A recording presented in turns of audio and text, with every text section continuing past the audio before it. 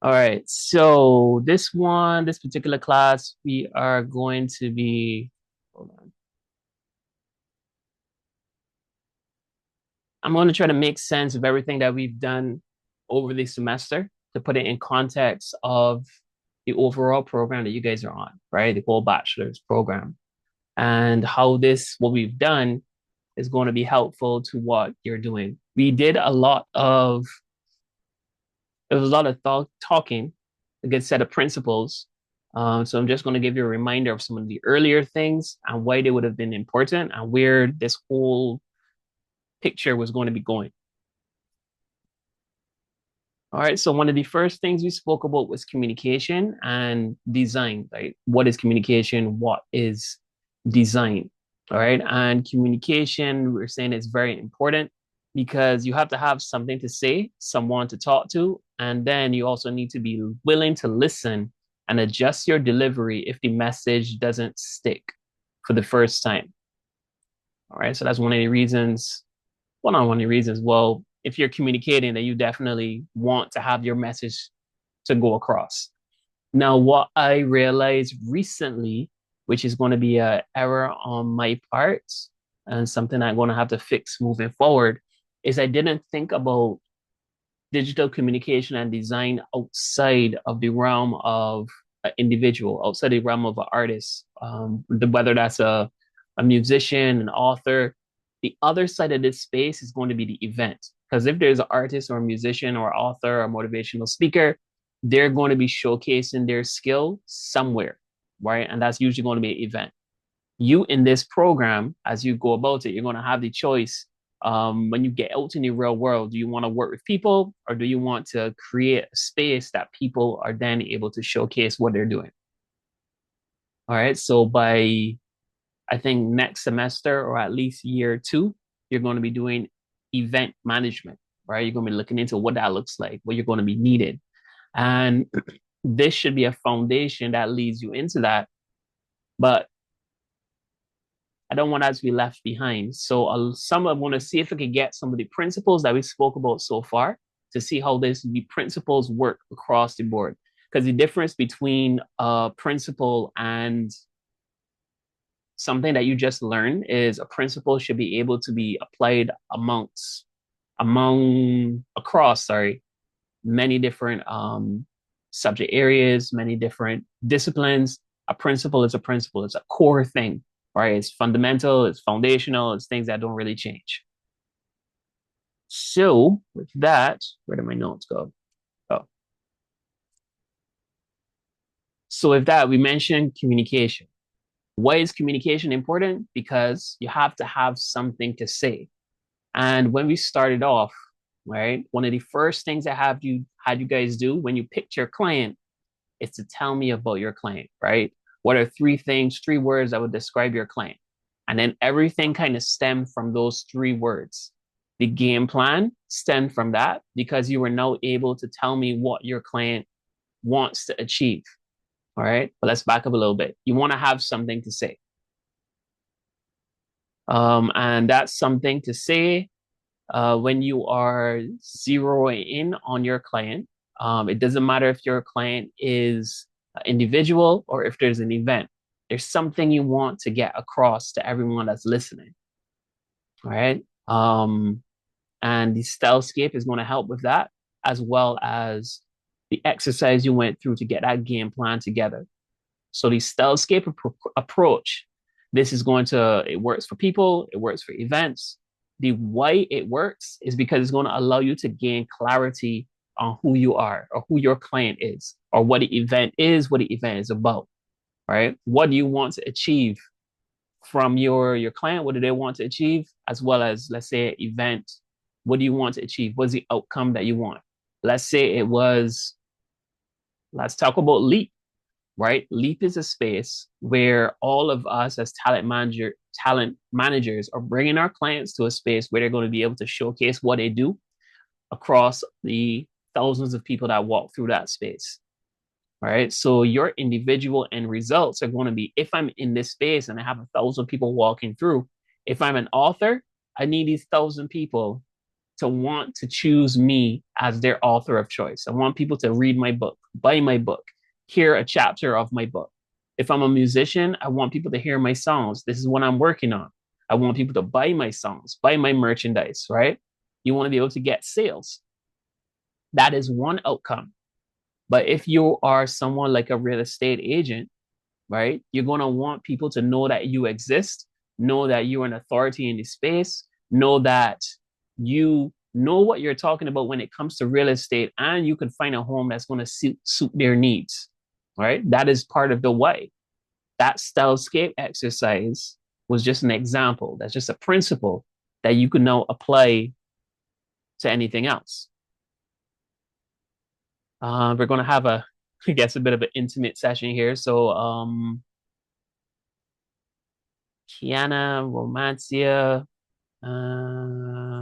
Tahira, you can let me know if that feels like it's making sense, right? If you can see the range of what's going on here. If you can see the range of what, I think my video just stuck, but if you can see the range of what the stylescape was able to do.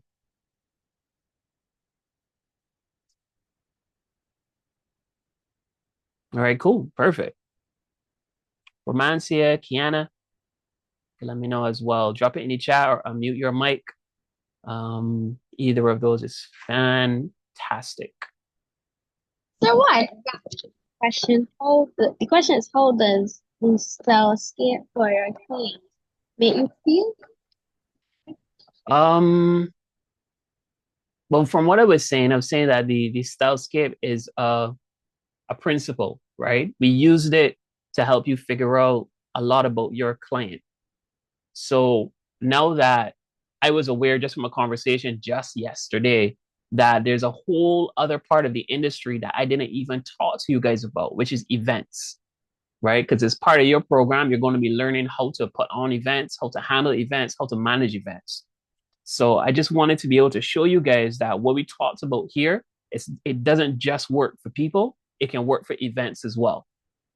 Right. So I was asking if you can see what you did with the stylescape for your client, if you can see how that can be applied now to an event.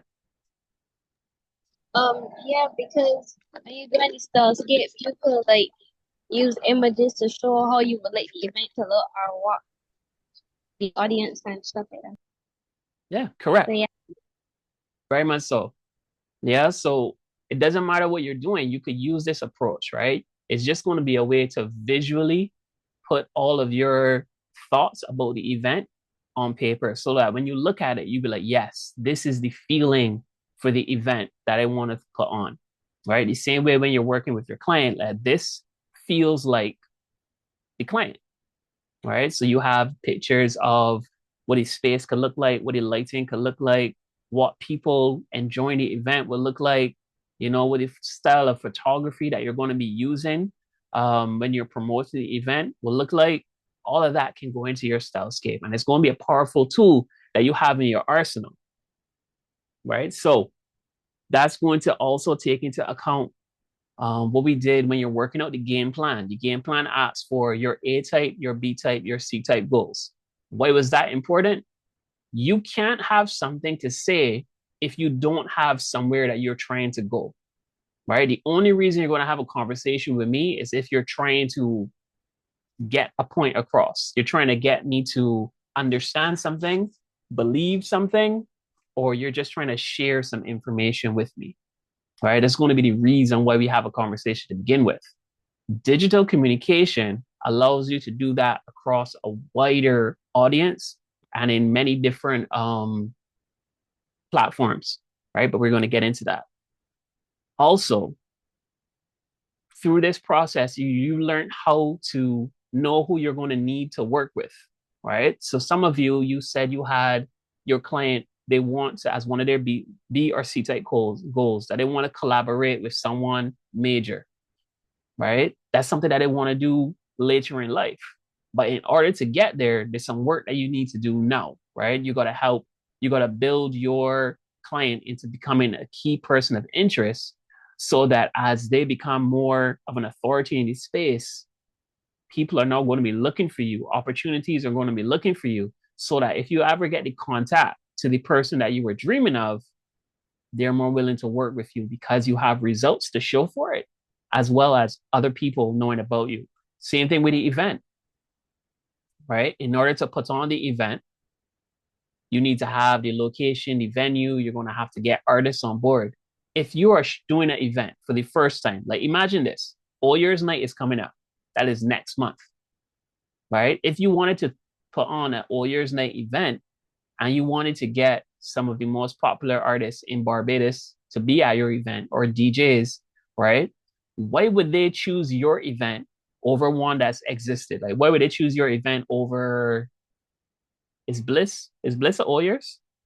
I'm not even sure, right? But why would they choose your event over some of the existing events, right? Is there anything that you could do in your communication to make them desire your event more than anyone else, right? And this process is going to help you work through that. The next thing is figuring out what your thing is. Remember, when you first had your client, I gave you some options, right? Are they an author, a motivational speaker, or are they author, motivational speaker, or a musician, right? I gave you three options, but now you have this whole plethora of things to work with. Like your event, it could be a pop-up, it could be a concert, it could be a meet and greet. You know what I mean? It could be so many different things, right? And when you know what it is, it's like, who do you want to attend this thing? When you were going through the game plan process, I asked you to figure out your client avatar. Who is the one person that your client is speaking to? It's the same thing for an event. You want a particular person to show up at your event. If it's a party, you want people that when they come and hear the music, they are going to party. You could imagine if you had an event and everybody is a wallflower, would you say that event was successful? You can let me know in the chat. All right. You have a soca event. You got Crossfire, Allison Hines. You got all the bashment soca that you can imagine. And everyone is standing up on their phones. Your event was sold out, but no one is partying. Would you say it was a success or a failure? Failure. Failure, right? It's the same thing as if you are an author, you write books, and people that like the cover of the book bought your book. They don't want to read it. They just thought the cover was cool. Someone like me, I do that. I did that before. I bought 3 books because of the cover, solely because of the cover. I read them, but I bought them because of the cover, right? Knowing who your ideal audience is going to help you now communicate through all the other areas. We're going to get into that, right? So from what your books look like, to the event itself, like what does someone who likes to party, what would they like to see or hear if I'm promoting my event, right? And this is also going to help you in preparation for the exam, right? This whole conversation. So it's recording, so I'll definitely send this one for sure to you because this is like a semester recap, right? So the next question is now, if you know who your audience is, you know what you're offering, you know what you want to achieve, what is the best way to get your offer to your audience, right? That's the question, right? You need to figure that out. In the game plan, when it asks you to create your avatar, give me your A type, B type, C type goals, I also asked you, what are you going to do with your content to make sure that you connect with your audience? This is a principle. So now you get in the event space. If you're hosting an event and you're thinking about the audience, you don't just decide, you know what, I want to throw I want to make an event for All Year's Night, and then you just start promoting just like that. Like, it's not gonna make sense. If you want to reach people that are going to go out for All Year's Night, right? You're going to have to think of how can I find these people, right? You guys got any ideas? How would you be able to find people that want to go out on All Year's Night? Or Do you have any ideas of what people might want to go out on All Year's night? Like if you had to say,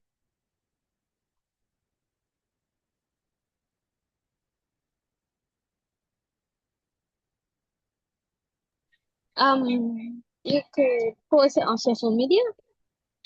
if you post it on social media, yeah, it would be on social media, but how would you make sure that the people you want at the event would be able to see it? All right, people that already go to a lot of parties. All right, maybe. Let's think about this some more. Is there anything special? If you think about All Year's Night, right? Think about all the TV shows, all the movies that you've seen. What is special about All Year's or New Year's Day? For the sake of this conversation, you don't have to just think about Barbados, right? You could have America in your mind. What imagery comes to mind when you think about All Year's Night? Yeah, it's a new year. What else? Fireworks, 100%. What else? Go to an emotional place.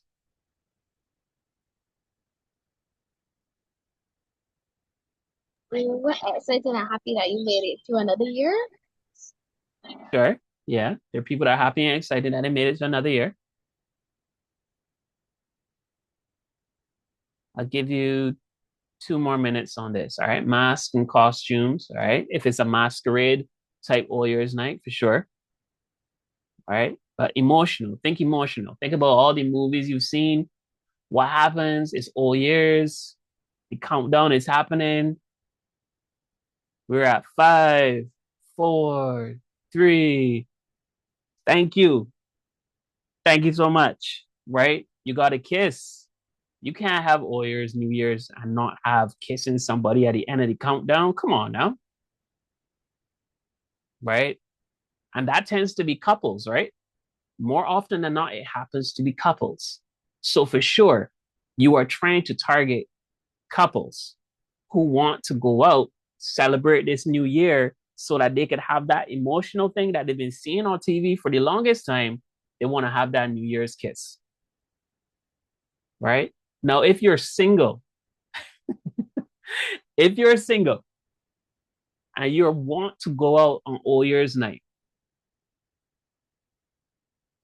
what are some of the things that you believe a single person enjoys about All Year's or New Year's?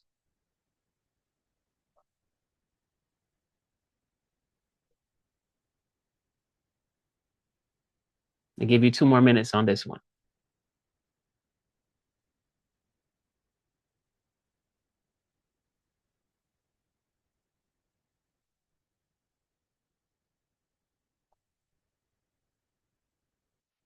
All right, drinking, sure. What else? Being with friends, okay. And in being with friends, that the vibe of being with the friends may be more important than being at a fancy thing, right? Would you agree? Like you could be with friends on a beach somewhere. Yeah. Yeah, 100%. But now think of this as an event, right? Think of it from an event perspective. You know that you want to target single people. First question is, do single people and couples, do you think they want the same thing from this All Year's? Stay home watching a movie or meet friends watching fireworks. All right, cool. All right. So those are also two types of people, two types of single people. Right? What about the New Year sunrise? Is that a thing? Do you think that's a thing that people are like, you know what, I really want to see the sunrise? Is that a thing people make a big deal about? They want to be on the East Coast, the sunrise. Yeah, some people do, right? Some people just do that. Not even the fireworks. They might be in a car with a bunch of people. They might got a few drinks there, but they're sitting down waiting for the sunrise. Those two emotional things, right, can be instrumental in you crafting an event that makes sense for the specific person you're targeting. Yeah, as a finale. So while couples are looking forward to the countdown to get to the kiss, if I'm single and all right, let's go with the couples, right? If you know your event is going to climax with the countdown and the kiss and the fireworks, right? You're going to put that in the center of your idea and you're going to put a lot of stuff to lead up to it. You want this event to feel romantic, right? You want this event to create all of those feelings where this couple is like, oh my gosh, when this countdown happens, this has to happen, right? So yes, you might have soca in there, you might have your dancehall, but then you're also going to have some R&B, you're going to have some close holding music, right? Because you're trying to build a vibe, right? And that's if you're targeting the couples. Leading up to the event, you might have a lot of coupley questions, right? Maybe you have a bunch of pop-ups specifically for couples, couple games, so you get excited about these couples coming together, these single people, when they see the advertisement coming out, are they going to want to come to those pop-ups, right? Let's say you do stuff for a lot of things to build up to the All Years Night event, right? Are these single people want to come to the same thing that you're promoting for the couples?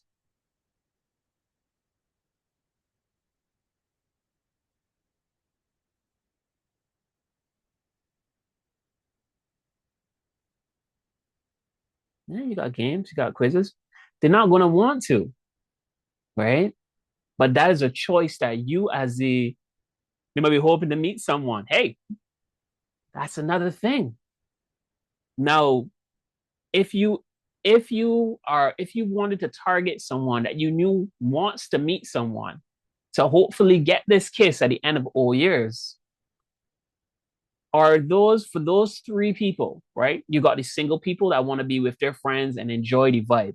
You got the couples that want to have this emotional climax for the end of the countdown. And you have the single person who wants to meet someone and then hopefully they have a love at first sight, first kiss, New Year's moment. Would you say those are three different events or are those the same event? What do you think would be easier for you to pull off as an event planner?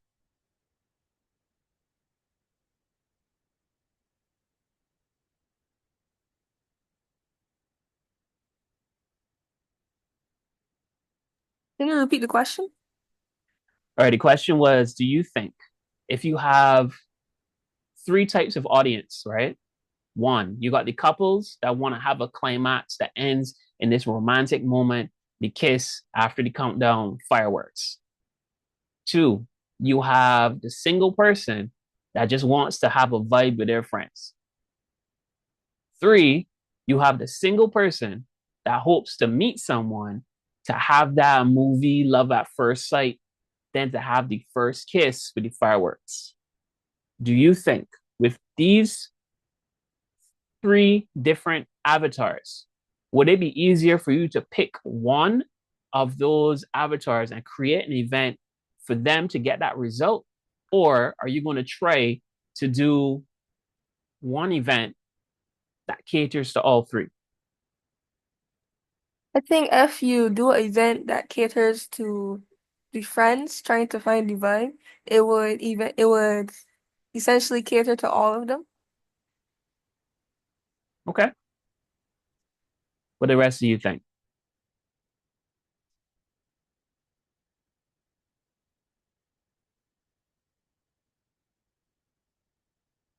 Kimmy Wong must be a real good DJ and band who understands the objective. But you got three objectives,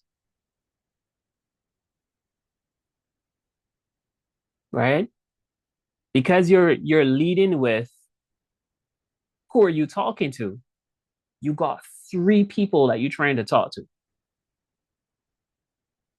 right? And if you're trying to talk to three people, you are one person trying to talk to three people at the same time.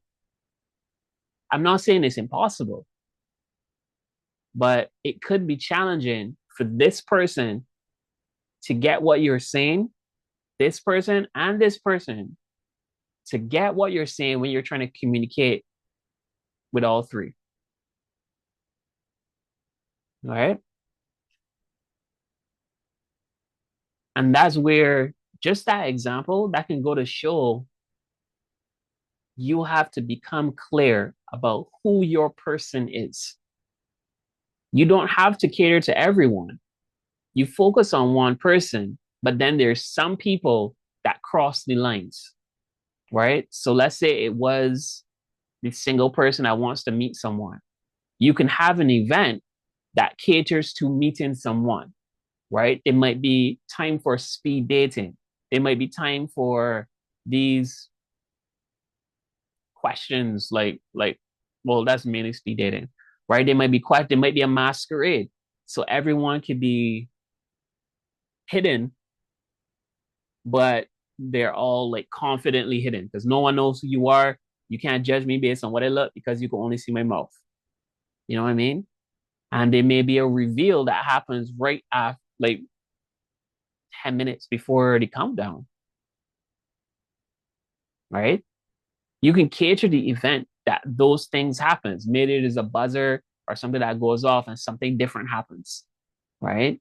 Whether there are drinking games, whether there's specific music that's happening. There are these headphones, right? These Bluetooth headphones. You could have 4 DJs and people in the party are supposed to wear the headphones. When you click a button on the headphones, you can listen to DJ one, right? So now, let's say they're set by color. When you click the button, one is red, blue, yellow, green. You could now, after your speed dating, you see someone that you're interested in. You listening to red, this person is listening to green. You know, just by that, you're like, all right, this person is listening to the R&B person. I like hip hop. You like R&B. We don't have that in common right now, but it doesn't have to be a bad thing, right? So there are ways that you can get around it, but you can still create a moment. All right. So that's enough of that. Where we're using the stealthscape and we're using the information we get on the avatar to have absolute clarity. Once you understand what the stealthscape has been able to do, right? There are questions on the exam that are going to be asking you about the stealthscape. Can you explain it? Right? Can you give me an example? Once your understanding of that is going to be useful when it comes to the exam. All right. So I mentioned beginning with the end in mind, not in those words, but when I say that you want to have the end result, right? You know what you're working towards. The stealthscape is something that helps you begin with that end in mind. You get clarity on your vision by putting those pictures up, right? You know what's in it for your audience. Those are the questions I was just asking you about the All Year's Night. The single that's looking, and the couple, right? What is in it for them from your event? Can you deliver on that? If you can, then you can start to think about what's in it for you. What happens if I get a whole bunch of couples together? Right? Can you give them more reason to choose you?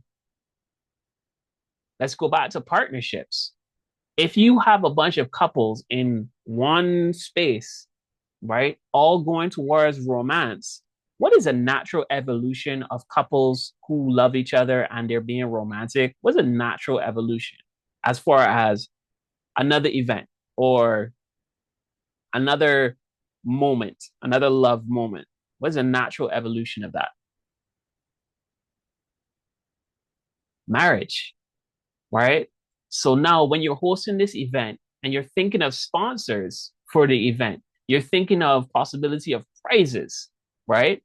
That is something that you could work in now. You're like, hey, you might have follow-on events. So yeah, you came to me for all years, but then one of these sponsors is, I don't know if that there was a competition that used to happen in Barbados, I do or something like that, where you get a dream wedding, right? Part of the event now or part of the space could have decor that leans to a marriage feel. And it may not be that you need to plan something for it because it's a party at the end of the day, but you could have a space that maybe it's a photo booth, and a lot of the stuff in the photos booth kind of feels wedding-esque, right? You could have oversized wedding bands, right? So the diamond is like it's huge. So you could take a picture and you could be like this, right? All your friends be like, but that's a whole vibe that you can have there, right? But if you think about what's in it for you and you're thinking as an event promoter, maybe you're going to be thinking like, look, if I get all of these couples coming in, let's say they got their email addresses. After the event, I could email them some stuff. It's like, look, we're going to be doing a wedding seminar. We're going to have a marriage seminar. We're going to have a whatever competition coming out. You're now partnering with your sponsor to give your sponsor some leads, right? Your sponsor is like, look, you had that event. I didn't have 500 people before that I could talk to about possibly getting married. Now I have 500. You are now an asset to me, right? And that's just something that could happen if you start taking your time and you're going through the process, right? You're going through the process like that. Champagne, right? We talked about drinking. We talked about drinking wine. Is it possible that in this event that maybe you have different areas, right? If you have different areas, people like different types of wine, but are they exposed to everything, right? Certain wines tend to go with certain foods. So your event, it may not be like, probably not gonna be serving food, but you could have like mini plates, right? So now you're partnering with someone like Wine World, and there you go, Wine World Carter's. You have a private chef. Depending on when you host the event, you might be able to get someone from what's that, Food and Rum, right? Some of those chefs, they come through home decor. You know what I mean? Fantastic, because now you could create spaces, right? Because they're couples, they're already possibly living together, or maybe they're looking towards living together. If you create little mood spaces with the decor, and at the event you're like saying like, hey, all of these spaces, they're actually for sale. So if you want this space, you could literally buy it tonight, right? That would be cool. That's a whole vibe, right? Imagine if you didn't hold it at like, imagine you held it at a villa, right?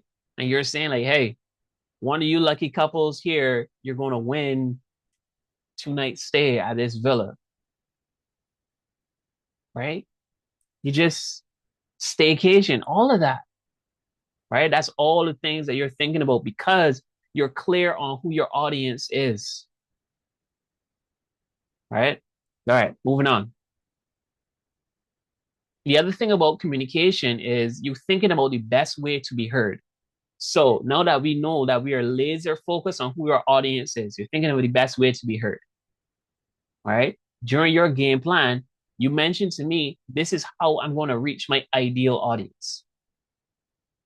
Some of the best ways to be heard, you're going to have to repeat your message.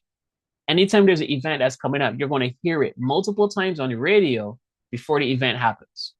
Depending on the person's budget, you might see it on TV, right? You're probably going to see some ads on Instagram. You're hearing the message multiple times. Now, here's the cool thing. Well, here's the paradox. The more you hear something or the more you see something, you could become blind or deaf to it. Like you heard it so many times, it's like, I don't even really want to hear it anymore. Right? It's like the theme song for your favorite TV show. You know it, but when the show is starting, you might not even notice that it's there. You know the TV, you know the movie, the TV show is starting, you're on your phone, and right when it ends, you know that it's time to put down your phone. Can you let me know in the chat? Is that something that feels true? Right? Is that something that's true? Like sometimes you become blind or deaf to things that you're hearing so many times. I know Kiana, Kiera, you guys are still at school. Your parents might tell you a lot of things, right? If it's something that they tell you over and over and over again, it may come a point where you know it so well that you feel like you don't need to hear it, but you're still hearing it, right? Their message didn't change. But us now in this space, you have to be able to deliver the same message in different ways.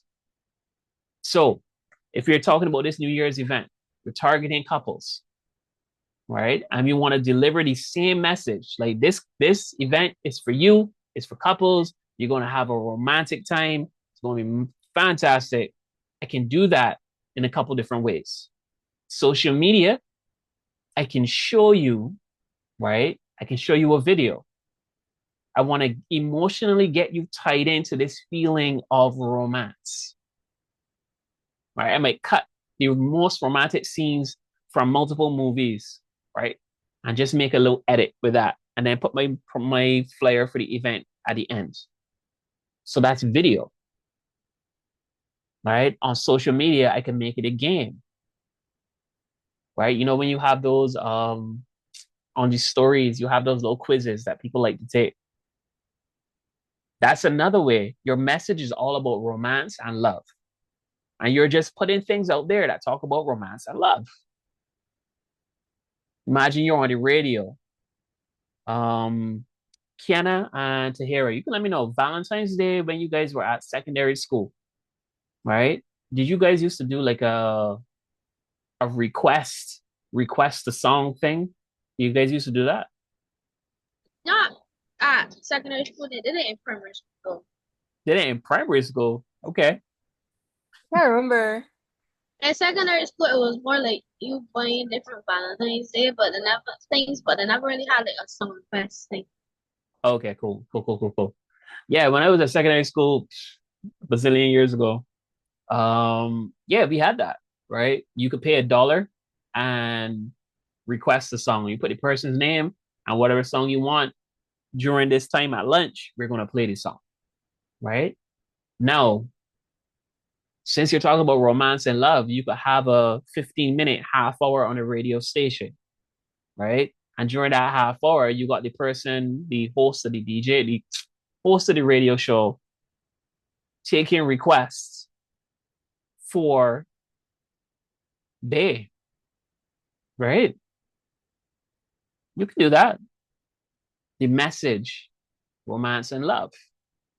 But we're doing it through requesting songs on the radio, right? Going back to social media, you could do a either or. You could put two songs against each other, right? You can say like best romance songs or romance sing off, whatever, right? This song versus this song. You get people on social media all in their feelings. They're like, what? It gotta be this, it can't be that. Right? So now it's like a tournament of the most romantic songs. And you got that lead up. Now you get that information about these songs that the people say that they love. You get those songs, you give these songs to the DJ. Automatically now, you have a playlist that you know your audience is gonna like already. See what we did there? What if before the event, you take those same songs, let's say you had 40 songs to begin with, you take the top 10 and you make a mixtape, right? You make a mixtape and you give it away for free. Anyone that buys the early bird ticket, you guys get this mixtape, right? A DJ Puffy mixtape or whatever. You get that. You buy the early bird, you get the ticket. You get the mixtape for free. You buy the regular, you get a rose sent to you sent to Bay. Right? When you know who your audience is, you could create a vibe that caters to that audience. Right? And that's just different ways of being heard.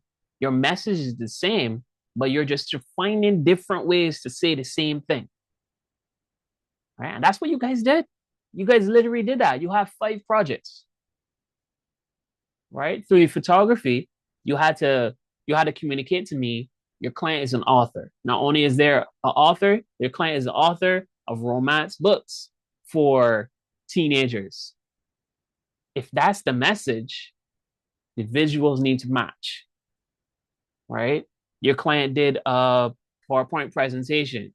They're an author, romance, teenagers. Their PowerPoint presentation is about, I don't know. I don't know what it is. But something about love. First love is loving yourself. Maybe that's the angle, right? First love is loving yourself, right? And it would make sense. It's on brand. It's the same message. You get any podcasts? What kind of podcasts are you on? Relationship podcasts. Of course. Who you're interviewing? You're interviewing couples that maybe they're married to their high school sweetheart. Who knows? Could be a thing, right? You're interviewing couples that met on dating apps from across the world, but they're together now. Why? Because the fact that I'm in Barbados and I'm now in a relationship with someone in Japan is an insane story. Why? It sounds like it came out of a book. Why is that cool? I'm an author. Makes sense. Connect the dots. Same message. All right. So these principles, you can use them. If we go back to the design principles that we spoke about earlier in the beginning, we got alignment, proximity, contrast, and repetition. Having the same message, saying it different ways, that's repetition. Contrast, what are other authors doing? They're writing books and doing book signings. You decide I'm going to have a podcast that speaks to my repetitious message. By contrast, you're doing something different to everyone else in the space. The design principles can match with the principles that we use to figure out who your client is, who the audience is, and who they're targeting.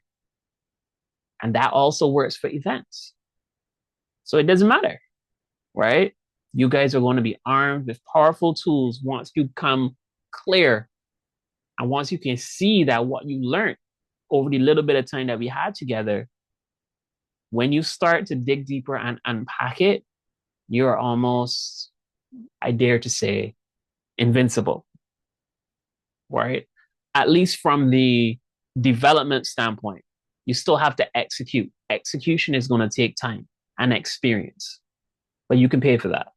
You can have other people execute your vision. All right. So that's all about having something to say. All right. So hopefully that was helpful. All right. Hopefully you guys got some takeaway, some stuff in there that you can use. Now, knowing the principles of design and the elements of design, those are going to be things that you need to know in preparation for your exam. Alignment, proximity, contrast, repetition, principles of design. All right, the elements of design, you're going to need to know those too. And know what that looks like in context of making a design, right? But I'll get into that as well. So I know I was talking for a long time. So for now, you guys can take 10-minute break. I'll see you guys back here, 6:10, and we're going to continue this conversation. All right. So hopefully it's been super valuable so far. I am recording, so I'm gonna pause this right now.